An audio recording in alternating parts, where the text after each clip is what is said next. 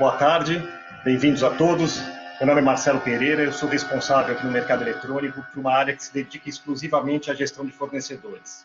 Hoje eu trouxe para bater um papo com a gente o Eduardo Sanches, que é consultor e professor especializado em compras, que vai falar para a gente sobre esse tema de sustentabilidade em compras que está tão em moda hoje. Ele vai falar por volta de 20 minutos, depois eu volto aí durante 10 minutos falar um pouquinho da nossa experiência na aplicação desse tema em soluções, e depois a gente abre para perguntas aí que podem ser feitas através do sistema aí via chat. Eu passo a palavra para você, Eduardo, queria que você se apresentasse, contasse um pouquinho da sua experiência e contasse para a gente um pouco aí sobre sustentabilidade. Legal. Bom, primeiramente, obrigado, né, pelo convite. É um prazer estar aqui com a equipe do Mercado Eletrônico e falar um pouco sobre esse tema que eu gosto tanto. Trabalho hoje como consultor e também na minha vida executiva trabalhei bastante tempo com essa temática, especificamente na Natura, quando eu fui executivo lá de supply chain. E a ideia hoje é apresentar para vocês uma primeira parte, que é uma parte mais conceitual do ponto de vista da sustentabilidade, com um olhar um pouco mais amplo do que somente a temática socioambiental, e como eu aplico isso no dia a dia, falando bastante do processo, do qual a implicação operacional que eu vou ter, desde a tomada de decisão até mesmo ao desenho da estratégia. E como o Marcelo falou, a gente vai passar pela apresentação e ao final a gente vai ter um momento aí para bater um papo com vocês que estão ao vivo aqui no webinar. Ok? Deixa eu só acertar aqui. Muito bem. Primeira parte, eu vou falar sobre sustentabilidade, que eu chamo em perspectiva. Então, para a gente ampliar um pouco a consciência em relação ao conceito, eu queria primeiro começar com esse modelo, que é um modelo da Oxfam, que traduz um pouco o que é o conhecimento coletivo a respeito de sustentabilidade. Então, a resposta que a gente tem à problemática econômica e socioambiental, ela vem desse modelo onde existe uma base social que precisa ser suprida e um limite ambiental máximo.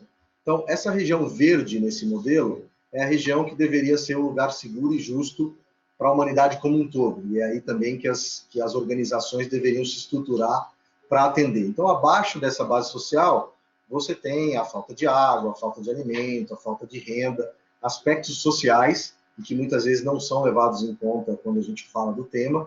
E acima do limite ambiental, são os aspectos que hoje são mais comentados, aí, seja na mídia, seja nas grandes organizações, né? Então, a mudança climática, a redução da quantidade de água doce no planeta, os efeitos do gás estufa, enfim. A ideia é que, toda vez que a gente pensar em sustentabilidade, pensar nessa área verde de trabalho, ou seja, o mínimo para a questão social e respeitando o limite ambiental máximo. O segundo ponto que eu queria trazer é olhar a sustentabilidade como uma estratégia de gerenciamento de riscos, mas não só numa perspectiva de qual é o risco que minha empresa corre, mas quais oportunidades eu posso ter a partir desse risco. Então, esse diagrama ele mostra as diferenças entre os negócios e a sociedade, utilizando aí principalmente o capital natural como recurso fundamental, e os custos e benefícios dos dois lados. Então, ao mesmo tempo que os negócios estão aproveitando os seus benefícios do capital natural da sociedade, tem também os custos inerentes a essa operação. E os negócios precisam analisar essas dependências, esses impactos, esses benefícios e custos, sob essa perspectiva de riscos e oportunidades. Então, ao mesmo tempo que eu tenho que cuidar para não ter uma mão de obra escrava, eu posso ter uma oportunidade de desenvolver o meu mercado laboral dentro da minha cadeia estendida. O terceiro ponto que eu queria trazer é, toda vez que eu olho para o capital natural que uma empresa está usufruindo, a gente tem que pensar no conceito de externalidades. O Milton Friedman, que foi um economista que ganhou o Nobel em 1956, ele foi o criador, o difusor da expressão de que não existe almoço grátis, e fica muito nítido, por esse gráfico que eu mostro, que os impactos que as empresas têm na sua supply chain, ou seja, na sua cadeia de abastecimento, são muito mais significativos do que a empresa tem internamente. Então, toda vez que a gente pensar em impacto da nossa empresa, a gente tem que sempre pensar da porta para fora. E a participação da área de compras nisso é fundamental, porque no momento que eu estou comprando de alguém, eu estou trazendo alguém para o meu modelo de negócio, eu estou conectando a minha empresa com a minha cadeia de abastecimento. E aí não só vem a questão da responsabilidade, mas sobretudo de como eu estou influenciando essa cadeia para agir conforme os meus critérios de sustentabilidade. Só para dar um exemplo ilustrativo, isso é um trabalho de uma ONG inglesa que mostra o consumo de água e de terra para 3 produtos, né? O smartphone, a barra de chocolate e a camiseta. Só para ilustrar um pouco de que as empresas vão precisar começar a mostrar a sua eficiência, não só do ponto de vista do preço que chega para o consumidor, do valor que chega para o consumidor, mas também quem está sendo mais efetivo no uso do capital natural. Então, quando a gente fala de ter indicadores socioambientais para os nossos fornecedores, pode ir nessa linha do que o fornecedor tem em termos de uso de água, em termos de uso do solo. Obviamente, para isso tudo tem metodologia para ser direcionado. Outro aspecto importante é a questão do impacto sobre a sociedade. Como eu comentei no início, as avaliações de impacto social, elas em geral estão mais relacionadas a relações de trabalho, então mais as questões de compliance, que também é importante, mas que podem evoluir, por exemplo, para a parte de relacionamento com stakeholders. Então, além da questão da responsabilidade, como é que eu estou integrado com os meus stakeholders, como é que eu estou integrado com os meus fornecedores, tá? E uma outra questão básica é a questão da ética e integridade, tão importante aí dentro da lógica de compras, que é a prerrogativa da concorrência leal, o combate à corrupção, a transparência nos processos de compras. Então, tudo isso são aspectos sociais relevantes também a serem levados em conta. E não dá para esquecer de que nós vivenciamos dentro da área de compras um ambiente, como vários ambientes empresariais, de complexidade e ambiguidade. Então, durante o dia a dia aí das operações de compras, você tem várias vezes momentos onde está ali se discutindo uma lógica que eu chamo lógica do E, onde eu quero tudo, mas não discuto muito os trade-offs. Em outro momento, eu estou discutindo os trade-offs, e aí tem o exemplo do Yvon Chouinard, que é o fundador da Patagônia, que é uma empresa referência em sustentabilidade de moda nos Estados Unidos, onde ele fala que, puxa, eu preciso entregar o melhor do que eu quero do design da minha estampa, do meu produto, não a quem é mais barato, mas a quem tem o melhor preço. O melhor preço, quando ele quer dizer, é quem efetivamente tem um escopo de trabalho que vai me entregar todos os aspectos que eu estou esperando para aquela solução. E a terceira abordagem é uma abordagem de criação de valor compartilhado. Que de fato é quando eu vou entender que eu não só posso ter captura de valor da minha cadeia de abastecimento, mas sobretudo construir valor de forma conjunta, ou seja, efetivamente trabalhar de forma colaborativa. E esses 3 aspectos são importantes porque no dia a dia a gente vai vivenciar um pouquinho de cada uma dessas lógicas e isso é complexidade. E o último aspecto que eu queria trazer é não esquecer que sustentabilidade está relacionado à inovação. Então, como é que eu aproveito de um risco e trago uma oportunidade e como é que eu me abro para os meus fornecedores contribuírem com o meu processo de inovação. Aqui 2 exemplos, a 3M, que hoje tem um robozinho que entra dentro das tubulações de água nos Estados Unidos, antes precisava ter todo um trabalho de engenharia civil para achar um furo dentro da tubulação, eles vão com esse robozinho, acham um furo e injetam um produto que é da própria 3M. Então transformou um risco, que é a perda de água no ambiente, como uma oportunidade de negócio. E a Procter, que tem uma plataforma aberta de conexão com seus fornecedores, de desafio, e a partir desses desafios eles recebem várias soluções. É óbvio, isso daí é proporcional ao nível estratégico que cada fornecedor vai ter. Isso contribui muito no processo de desenvolvimento de novos produtos. Hoje, 85% do que eles desenvolvem tem algum tipo de input que veio desse programa. Tá? Como resumo, então, desse olhar de sustentabilidade mais em perspectiva, é sim uma resposta à problemática econômica e socioambiental, isso talvez é um pouco da consciência coletiva, mas também é uma estratégia ampla de gerenciamento de risco e oportunidades, um olhar mais ampliado dos impactos do negócio sobre o capital natural e sobre a sociedade. E aí tem muitas empresas de serviço, que o impacto social vai ser muito mais abrangente do que o impacto natural. A gestão da complexidade e da ambiguidade, porque você aumenta os elementos a ter que tomar decisão, isso aumenta a complexidade. E não esquecer que isso pode ser um vetor de inovação. À luz disso, como é que eu aplico no dia a dia de compras? Esse framework mostra 3 aspectos fundamentais. Primeiro, eu preciso definir o meu posicionamento como empresa, ou seja, eu posso ter um posicionamento de responsabilidade, isso vai estar muito atrelado na gestão a gestão de risco, seja regulatório, reputacional ou operacional. Eu posso ter um posicionamento de diferenciação, tanto de ter operações ou uma cadeia que tenha uma prerrogativa sustentável, ou eu posso ir mais além, com um pouco mais de maturidade e inovar a partir disso, que é o que eu chamo de gestão mais ampliada. Onde sim eu vou olhar aspectos de mercado, da relação com fornecedores, do meu processo de execução, da performance que essa cadeia tem, né, que eu preciso medir para conseguir gerenciar, mas, sobretudo, a inteligência analítica que eu tenho por trás de todo esse processo. E a competência das pessoas para entender essas três temáticas integradas, né? O econômico, o ambiental e o social, que é a parte de baixo aí do framework. Quando a gente olha para como as empresas hoje estão operando, em relação às temáticas, a gente vê a maior parte das empresas efetivamente no econômico se diferenciando, buscando responsabilidade, mas também já trazendo um pouco de inovação. Mas na parte ambiental e social ainda há muito a se desenvolver, sobretudo no aspecto social, ou seja, da integração desses elementos socioambientais dentro das tomadas de decisão de compras. E como é que eu posso começar a tangibilizar, incorporar esses elementos dentro da minha gestão, né? Quer dizer, ampliar a minha gestão? Eu tenho que encarar a minha relação com os fornecedores como uma jornada, desde o momento onde eu estou ali setando as expectativas até efetivamente o momento da entrega. Então, por isso eu passo ali por uma fase de planejamento, né, por uma fase de execução e o que eu chamo de momento da verdade, que é onde, de fato, eu consigo o engajamento do meu fornecedor junto ao meu modelo de negócio. Ao longo desse fluxo, eu tenho vários pontos de contato, eu tenho muita troca de informação, então, por isso a gestão de informação é extremamente essencial nesse fluxo. E nesses momentos de verdade é onde eu tenho a coerência entre o que eu estou falando e o que eu estou executando junto ao fornecedor. Vamos olhar um pouquinho, etapa por etapa. A primeira questão que a gente tem que abordar é o que eu espero da relação com os meus fornecedores. Obviamente, tem uma importância grande aí da liderança e da estratégia da empresa, da importância disso frente à sua gestão. Mas eu continuo olhando o meu mercado, fazendo minhas estratégias de sourcing, minha gestão de categoria, defino qual o tipo de relação que eu vou ter com os meus fornecedores, sem dúvida uma relação mais balanceada. Ela vai te trazer uma perspectiva mais sustentável do que ter uma relação pressionada.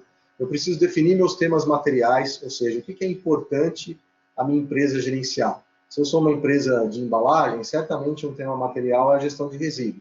Se eu sou uma empresa de atendimento, call center, certamente a questão da educação dos meus colaboradores é um tema material, ou seja, é um tema relevante no qual o meu modelo de negócio tem influência para poder fazer algum tipo de mudança.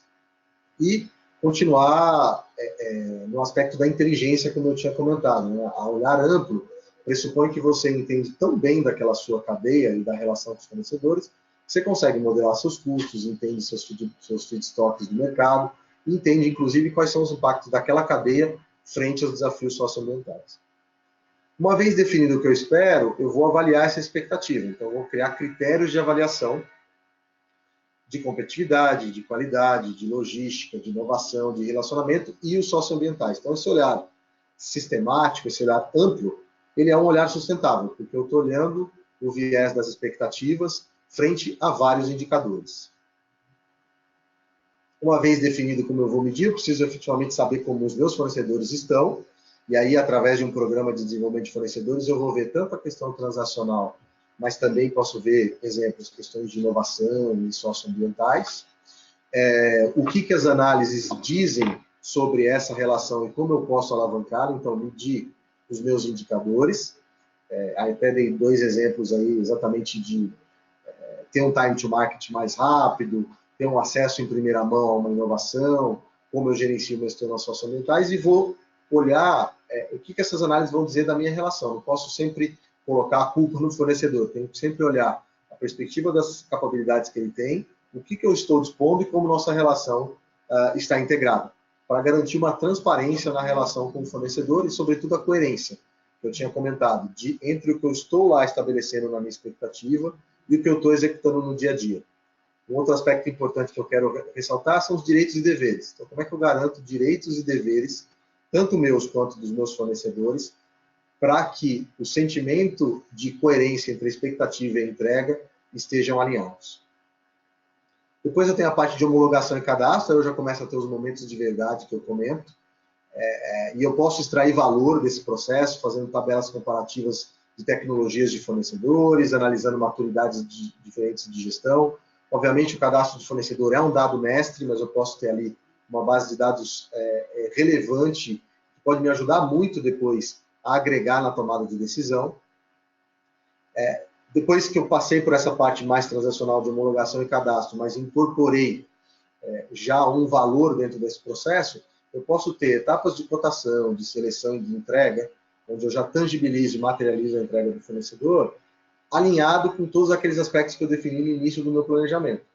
Um exemplo aqui é na seleção, fazer uma seleção multicritério, onde eu vou olhar o custo, mas num conceito muito mais de valor presente líquido, então menos de saving, de avoidance, mas muito mais de valor presente líquido, para olhar o presente e o futuro do que aquele fornecedor vai impactar no meu negócio, associar matrizes técnicas, associar a assertividade logística, por exemplo, e a gestão de temas materiais socioambientais. Né? Quais são os dilemas e desafios desse modelo? É definir o que é o tema material para a empresa, gerenciar essa quantidade de informações que estão disponíveis no fluxo.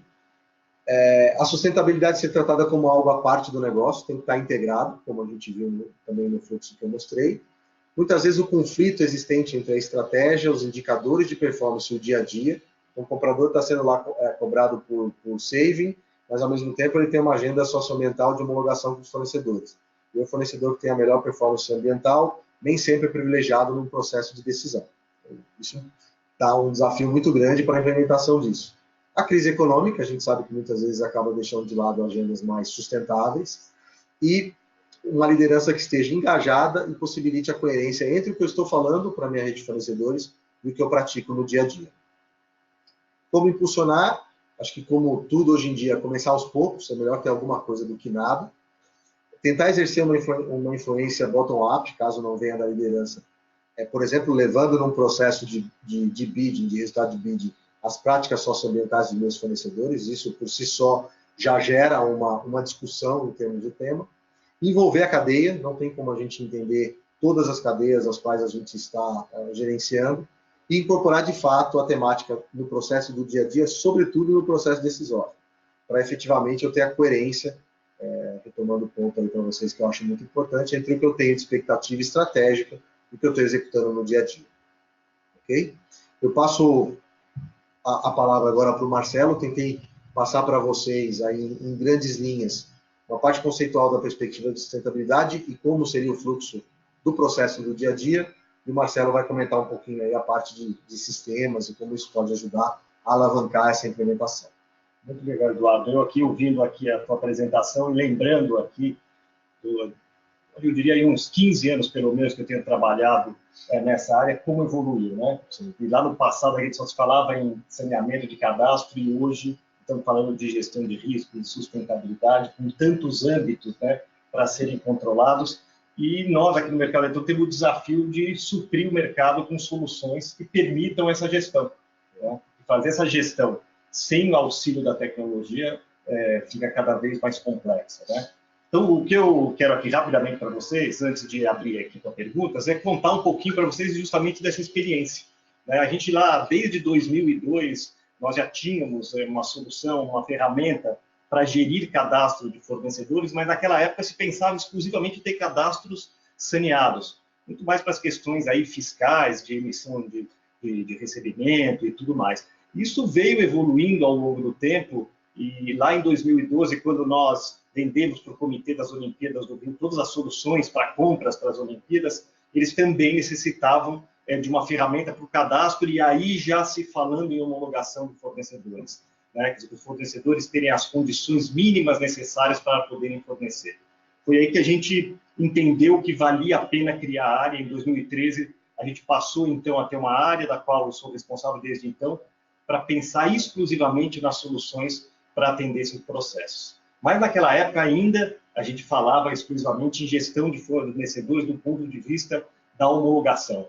Né? E a gente viu que, durante esse período, aí, principalmente entre 2013 a 2016, esse conceito de homologação veio se sedimentando cada vez mais, a gente percebeu isso pela demanda dos clientes, em soluções para homologação de fornecedores, até que em 2016 o mercado eletrônico, com uma nova plataforma que permitia, a partir daí, uma flexibilidade muito grande na parametrização dos sistemas, entendeu que a gente precisava ter uma flexibilidade para poder atender todos esses âmbitos que o Eduardo acabou de mostrar. Então, esse tem sido o nosso grande desafio, que a gente tem conseguido atender através de uma solução tecnológica flexível. E aí a gente percebeu que, desde então, esse tema de homologação vem evoluindo até que hoje, né, aqui com as palavras do Eduardo, a gente vê que o tema está muito mais ligado a uma questão de sustentabilidade, de gestão de risco na cadeia como um todo, e as soluções tecnológicas têm que ajudar nesse sentido. Uma coisa bem interessante que a gente tem observado ao longo desse tempo todo, é quais são as barreiras que as empresas vêm enfrentando para poder implementar um sistema de gestão de riscos e de sustentabilidade. Um deles o Eduardo falou há pouco, né, que é a questão do trade-off. E a gente sente muito isso aqui, a gente percebe, inclusive nas operações, a necessidade desse balanceamento em cumprir SLAs e ter compliance. Então, é um exercício permanente de equilíbrio para você garantir que você tenha uma segurança de um lado e que você possa atender na velocidade correta os usuários internos que são os demandantes das áreas do ponto. Né? A gente também vê muito desconhecimento de riscos, a gente sabe que essa questão de risco ela envolve todos esses fatores que têm que ser vistos à luz das diversas categorias de fornecimento. Então, isso tem sido uma barreira, um desconhecimento. A gente percebe, às vezes, algum desalinhamento interno nas empresas, áreas que veem a importância do tema de outras que ainda não enxergam essa importância. E muitas vezes, empresas que já têm algumas normas definidas, mas têm uma dificuldade de implementação justamente porque ainda não tem os processos muito bem definidos. Mas mesmo diante desse cenário, a nossa experiência tem mostrado que no momento que as empresas decidem automatizar esses processos, mesmo que eles não tenham ainda bem maduros, o próprio processo de implementação pode ajudar. Eu tenho participado frequentemente de reuniões com clientes que acabaram de adquirir as nossas soluções e a gente começa com um processo realmente de revisão de procedimentos. Quer dizer, senta todo mundo em volta da mesa, as áreas todas envolvidas com a gestão de fornecedores, e a gente rediscute o processo à luz das melhores práticas. Isso tem ajudado muito, né, em quebra de paradigmas, em ajudando os clientes a realmente implementarem dentro do processo aquilo que é essencial. Com isso, conseguem coletar a redução de custos, né? E a redução de custos não só na própria gestão de risco, mas no processo de compra, uma vez que aí você já tem os fornecedores que já passaram por esse crivo e você, na hora do processo de compra, já consegue selecionar fornecedores previamente avaliados, né? Também o monitoramento dos riscos, ele passa a ser mais efetivo, não é aquilo que foi feito pro forma, que ficou guardado no repositório isolado, ele passa a ser um processo dinâmico. E mais importante de tudo, o que a gente tem percebido é um processo evolutivo de colaboração entre os participantes da cadeia. Então, quer dizer, a gestão de risco, como o Eduardo falou, quer dizer, tem obrigações e tem participação em processos de cada um dos players, é importante que a gente tenha um processo colaborativo, não só de cobrança dos fornecedores. Então, é possível você criar planos de ação para melhorar a performance do fornecedor, permitir a criação de programas de inovação e melhoria de processos, né? E até dar uma porta de entrada para aqueles fornecedores que querem fazer parte do seu vendor list. Tudo isso a solução tecnológica ajuda na implementação. E aí, qual que é a melhor forma de você conseguir ter tudo isso dentro de uma solução tecnológica? Talvez o Eduardo comentou isso, não é implementar tudo de uma única vez. Você pode começar por partes, como ele falou. Você pode ter primeiro um sistema que passe a controlar o cadastro dos fornecedores e, na sequência, um processo de homologação básico que atende aquelas exigências mínimas para todos os processos de fornecimento. E aí evoluir, à medida que você vai determinando os riscos inerentes a cada categoria de fornecimento, qual é o processo específico, seja aí uma homologação técnico-operacional, seja questões ambientais e de sustentabilidade mais aplicado àquele fornecimento específico.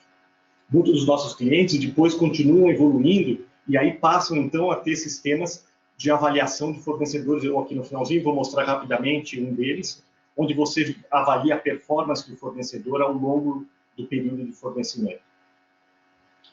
Outra questão importante que a gente tem percebido é a necessidade da gestão daqueles fornecedores que têm mão de obra alocada dentro das empresas, né? Todos os riscos relativos à segurança e saúde ocupacionais e também trabalhistas, você pode gerir através de uma solução onde você tem todo o controle da documentação da empresa e também dos próprios terceiros que estão atuando dentro da sua unidade. E, por fim, é possível criar outros processos que vão além desses para você controlar, por exemplo, através de auditorias presenciais, onde você tem auditores que possam inserir no sistema todas essas informações e você ter tudo isso no repositório centralizado. Então, a forma com que a gente conseguiu trazer tudo isso para um sistema centralizado de informações foi através de um sistema que permitisse a gente ter vários tipos de interação e várias visualizações diferentes de todas essas informações, né? E aqui eu trouxe alguns exemplos. Por exemplo, a solução ela tem um dashboard que pode ser configurado por cada usuário para que ele possa ter ali as suas informações centralizadas e facilitar a tomada de decisão e atuações naqueles processos que são mais urgentes, né? É possível você também ter uma visualização através de um grid, onde você tem aí, nesse exemplo aqui, cada fornecedor com uma linha com as principais informações do fornecedor relativa a diferentes processos que você está monitorando, seja homologação, avaliação, seja qualquer outro processo transacional que você queira monitorar. Quando você entra especificamente na ficha de um fornecedor, aí você tem um repositório centralizado com todas as informações dele, seja aquelas informações cadastrais, sejam todos os outros tópicos que você está tratando, a avaliação, a homologação, a gestão do terceiro, de forma que você tem tudo isso num sistema e num repositório centralizado de informações. Então, para encerrar e a gente passar para as perguntas, eu vou mostrar aqui um exemplo. Isso aqui é um case que a gente tem de um cliente do setor de energia, onde ele precisava monitorar os seus fornecedores num processo de avaliação, que eles chamam do índice de desenvolvimento do fornecedor, dando uma nota para esse fornecedor em vários âmbitos, né? Então, a gente precisou configurar a ferramenta para tratar desses âmbitos todos, seja a performance, a saúde e segurança, a sustentabilidade, questões de inovação e de compliance que compõem a nota final do fornecedor. Tudo isso através de questionários que são respondidos tanto pelos gestores dos contratos quanto pelos próprios fornecedores e agregando também informações que vêm do próprio sistema, por exemplo, as SLAs de entrega. Então, assim, o que a gente quer transmitir aqui, que é possível, sim, implementar uma solução através de uma ferramenta com flexibilidade para atender às situações específicas de cada empresa e num processo evolutivo onde você vai tendo ganhos de curto prazo e podendo evoluir com tudo ao longo do tempo. Então, eu vou agora abrir aqui, a gente vai receber, né, através do nosso chat algumas perguntas e vou deixar aqui também o Eduardo à disposição para respondê-las. Isso. Nós estamos recebendo as perguntas.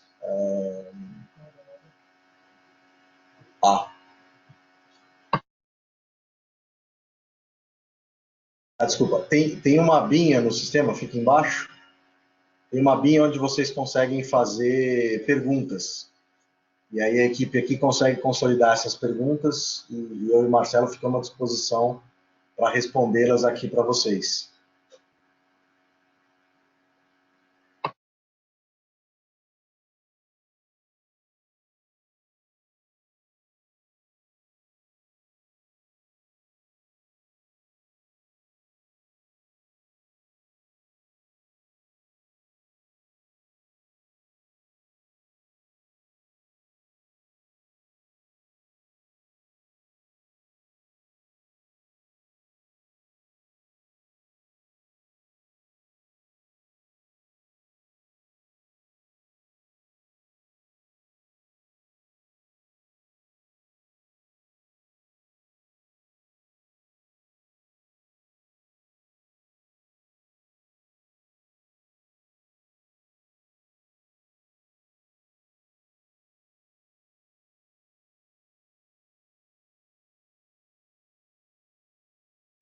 Ô, Jamar, você sabe que esse... Acho que só repetir a pergunta, né?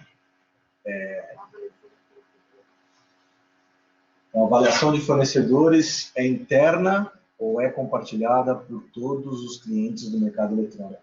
Olha, eu me lembro que esse é um desafio nosso aqui, desde o início, era tentar criar uma forma de avaliação que pudesse ser compartilhada.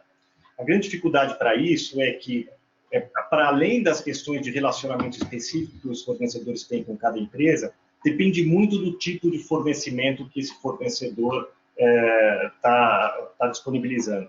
Então, o que a gente consegue hoje é desenvolver aplicações específicas para cada um dos clientes. A gente ainda não tem, a gente não conseguiu evoluir para uma avaliação padrão que pudesse ser compartilhada entre os clientes de um determinado fornecedor.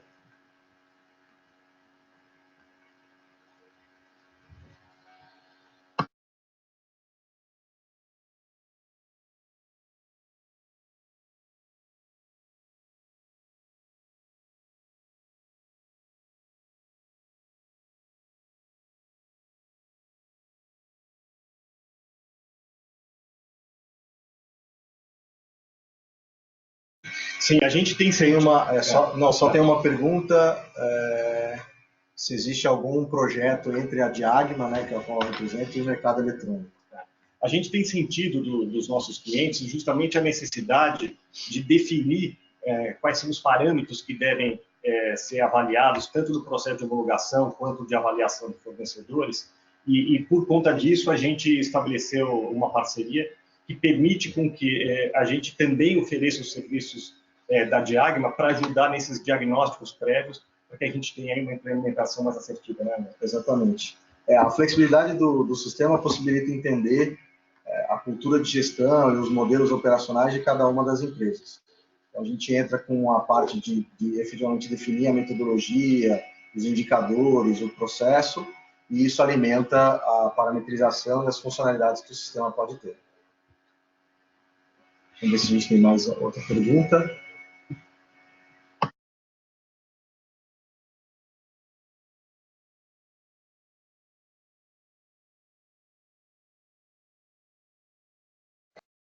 Tem uma pergunta se os critérios de avaliação dos fornecedores são definidos em conjunto com o cliente.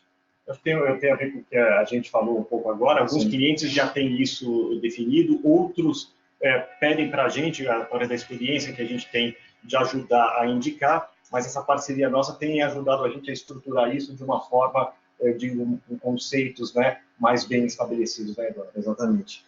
O que acontece é que tem os indicadores aí que são mais comuns no mercado, então, estão relacionados a auditorias de qualidade, auditorias de documentação, e muitas vezes o OTIF e o índice de qualidade, né? O OTIF, que seria, no caso de materiais, a entrega feita conforme o planejamento, ou se você pensa num serviço, seria se o serviço foi entregue a contento do que foi contratado dentro do contrato.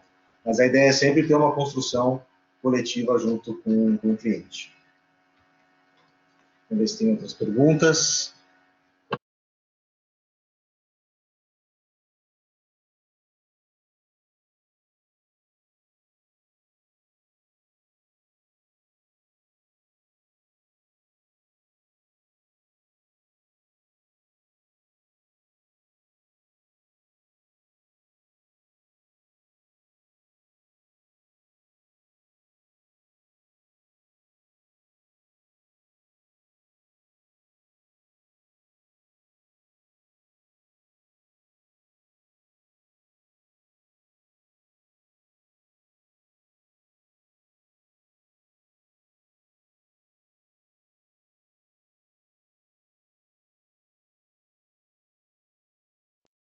Temos uma outra pergunta aqui sobre a ferramenta de homologação de fornecedores, que isso é muito importante para a empresa em questão, né, da pessoa que está perguntando, o que vai exigir dos fornecedores apenas que têm potencial de mercado. As empresas clientes do mercado eletrônico farão parte dessa implementação? Na verdade, nós temos várias iniciativas aqui que a gente envolve os nossos clientes, fazendo o desenvolvimento das nossas soluções, né? Uma delas é o próprio NELab, outras são workshops que a gente promove aqui de discussão de melhores práticas, mas com certeza a gente vai estar sempre aberto aqui para permitir com que as empresas participem, não só do desenvolvimento dos nossos produtos, mas também das soluções mais específicas para aquela empresa e para os seus parceiros comerciais. Eu tenho mais uma pergunta a respeito aí da opinião sobre o leilão reverso no mercado fashion, considerando os riscos em compliance desse segmento. Acho que a própria pergunta já traz uma reflexão interessante, né? Como eu comentei, até com o exemplo da Patagônia, acho que a gente tem que diferenciar bastante o que é o menor custo do melhor custo. O melhor custo, ele de fato tem que olhar todos os aspectos relacionados ao fornecimento. O mercado fashion é um mercado onde você tem uma pressão, sobretudo da mídia, muito grande. Foi até público, não tem problema em citar isso, mas saiu no Valor Econômico, acho que foi a Zara e mais duas outras empresas, aí não me recordo o nome, então não vou tentar dizer, mas eram 3 empresas grandes que tinham acionado a OIT, a Organização Internacional do Trabalho, para ajudar em programas aí que minimizem a utilização ou potencial utilização de mão de obra ou escrava, ou eventualmente mão de obra não tão bem paga dentro dessa cadeia fashion. Então, acho que é uma cadeia que precisa ter uma gestão bastante específica, um cuidado muito específico, porque você tem terceirização, quarteirização, mas, ao mesmo tempo, de fato, você tem uma pressão do mercado muito grande em relação aos custos. Mas, mais uma vez, acho que tem um aspecto que cada empresa precisa refletir, qual é a mensagem, ou qual é a atuação que ela quer ter dentro do mercado. Se é uma atuação com responsabilidade ou se é uma atuação, eventualmente, só o menor custo.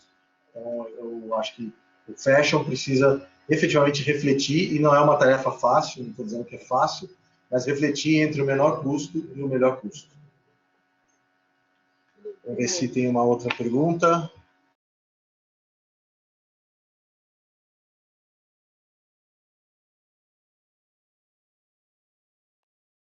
Tem uma pergunta a respeito de atualização de dados, se o fornecedor é do regime tributário simples, né?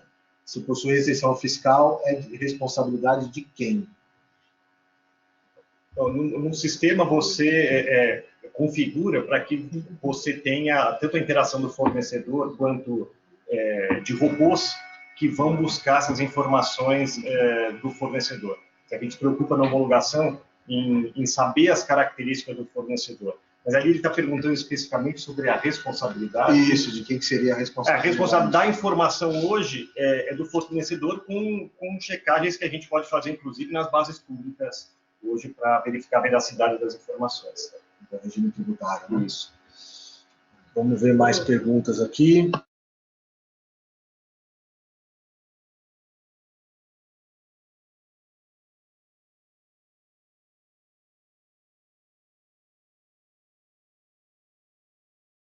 Tem mais uma pergunta aqui, se existe algum projeto para criar um ranking de classificação de fornecedores no mercado eletrônico baseado nas informações que estão compiladas de todos os clientes. Na verdade, a gente tem uma iniciativa assim.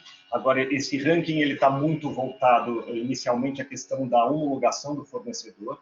É um selo ME que avalia o fornecedor do ponto de vista dos âmbitos legais, trabalhistas, tributários, socioambientais, mas não do ponto de vista da performance com cada cliente, mas do ponto de vista da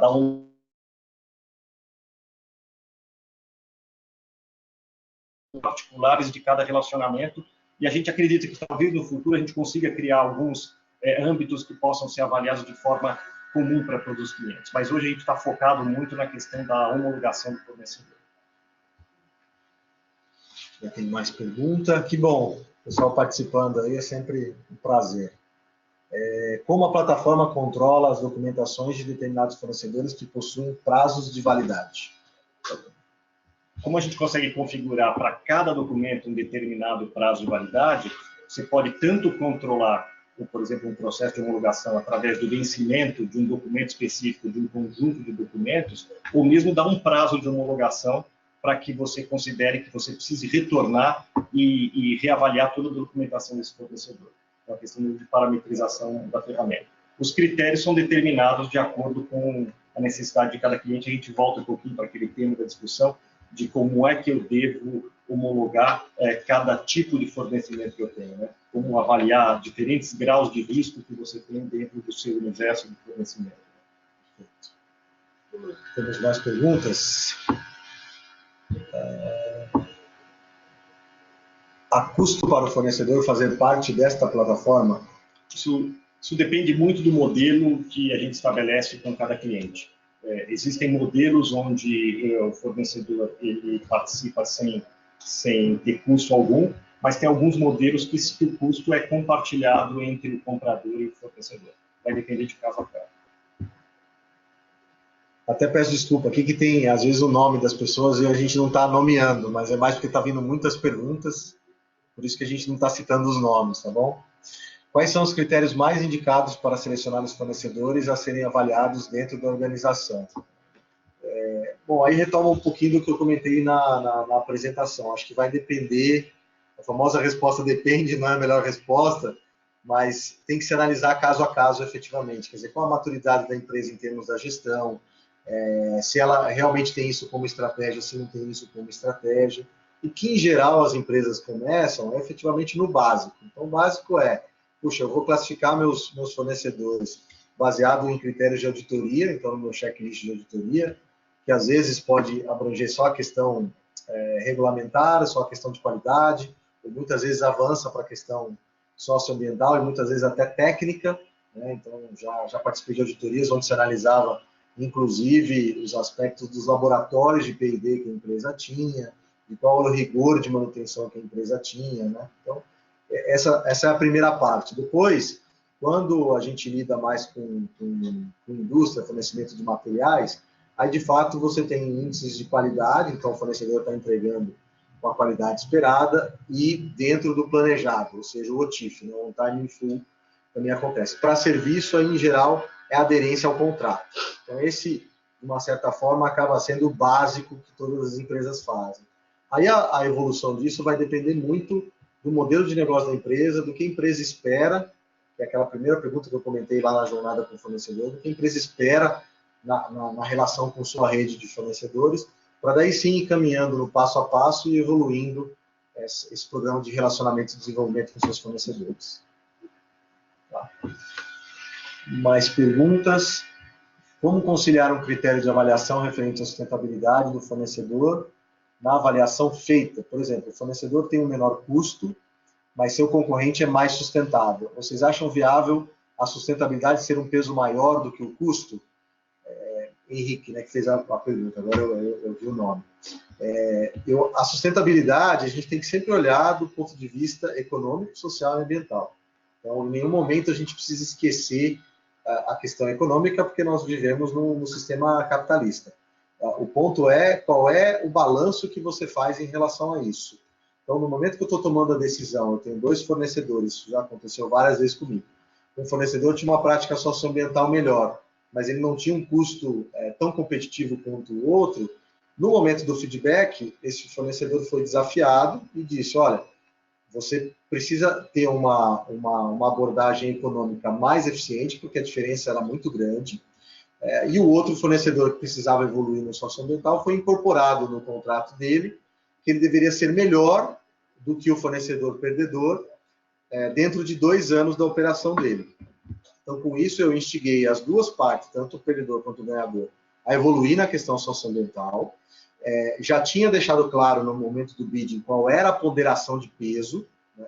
Mas tem vários casos que eu já participei, onde o peso do socioambiental era maior do que o peso econômico. Então, se a diferença do econômico não era tão significativa, o socioambiental preponderava. Para isso, você tem que criar uma matriz de decisão multicritério. Não é uma matriz precisa, ou seja, ela vai dar um caminho da tomada de decisão, mas aí você faz uma decisão colegiada e, sobretudo, tem que ter coerência entre o que você comunicou no momento que fez o bid, o que você colocava como peso de cada um, e o que no final você tomou de decisão. E aí, obviamente, vai depender da importância desse item dentro do seu spend de compras. Quanto maior realmente a importância daquele item do seu spend de compras, talvez maior vai ser a importância econômica. Então, não se dissocia a importância econômica, mas, ao mesmo tempo, tem que se incorporar as questões socioambientais para, efetivamente, o fornecedor entender de que aquilo é importante para a empresa que está tomando a decisão. Tá? Depois tem quais são as mudanças mais importantes que as organizações devem realizar para evoluir nesse tema sustentabilidade em compras? Acho que a primeira questão é refletir sobre a estratégia da empresa. Então, quanto a empresa ela quer evoluir o seu modelo de negócio, enxergando as questões socioambientais como uma oportunidade. Então, essa é a primeira discussão. Sem dúvida, fica mais fácil para uma área de compras trabalhar com sustentabilidade, retomando lá o modelo que eu mostrei para vocês, se a liderança e a estratégia estiverem alinhadas com esse aspecto. Eu acho que esse é o primeiro ponto.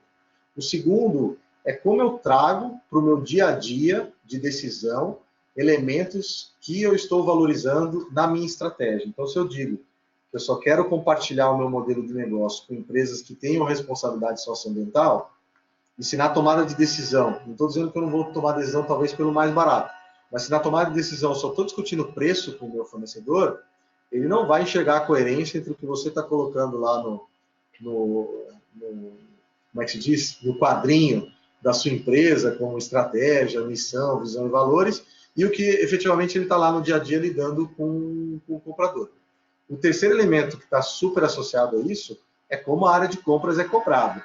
Então, uma área de compras que realmente tem um olhar só de curto prazo, e também não estou dizendo que o curto prazo não é para ser olhado, mas se eu ficar só olhando cost avoidance e cost saving, e não olhar uma perspectiva de valor presente líquido, é muito difícil que eu mude minha lógica de compra, porque eu estou sempre ali tentando responder a desafios de curto prazo.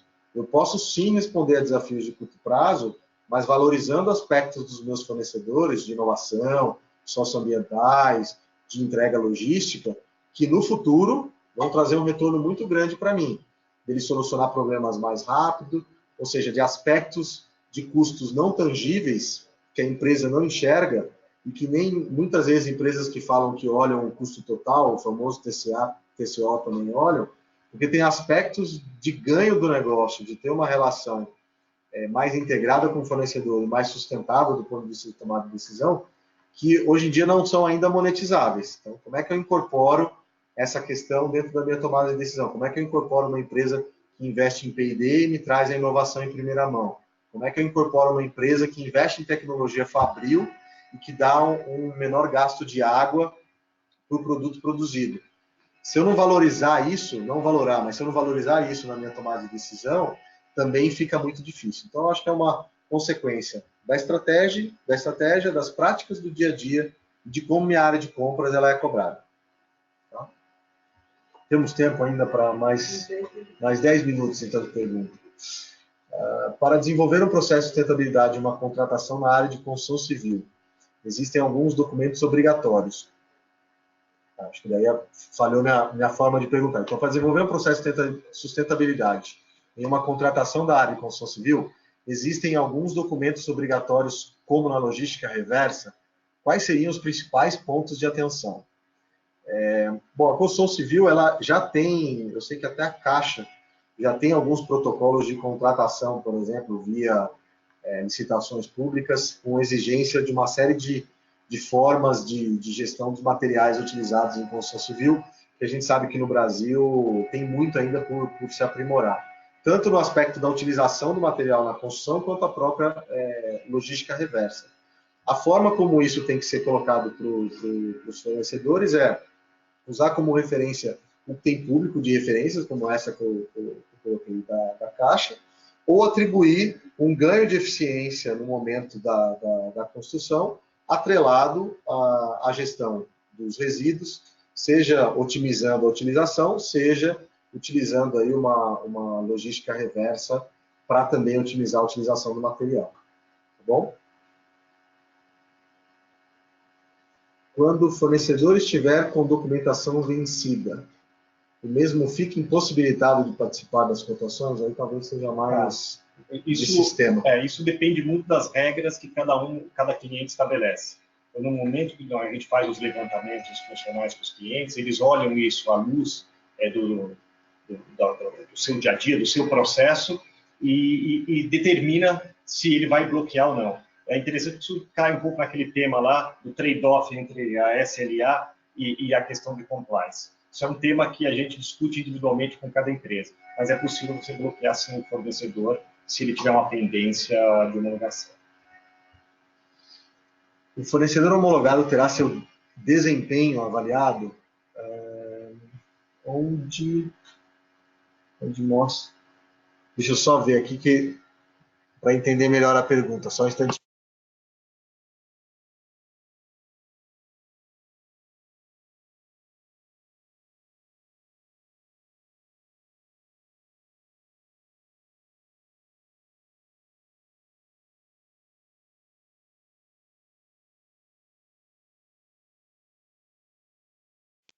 Tem uma pergunta a respeito de o fornecedor homologado terá seu desempenho avaliado de forma contínua?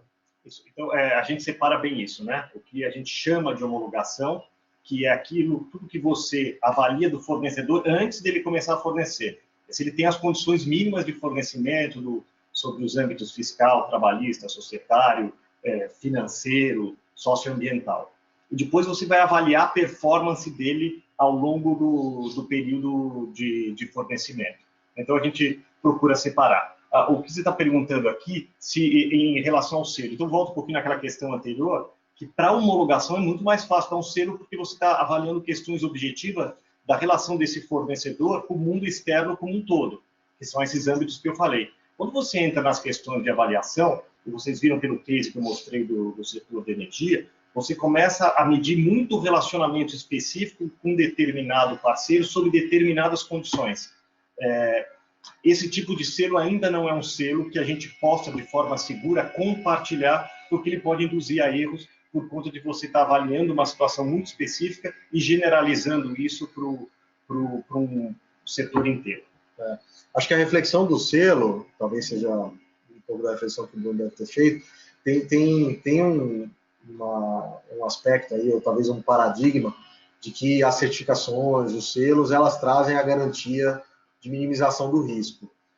Então, assim, minimiza o risco, mas não tem a garantia. Então, as práticas de gestão interna das empresas precisam estar associadas a essas certificações. É ótimo ter certificação, não estou dizendo que não é, mas ela não pode ser o ponto fundamental da minha gestão de risco.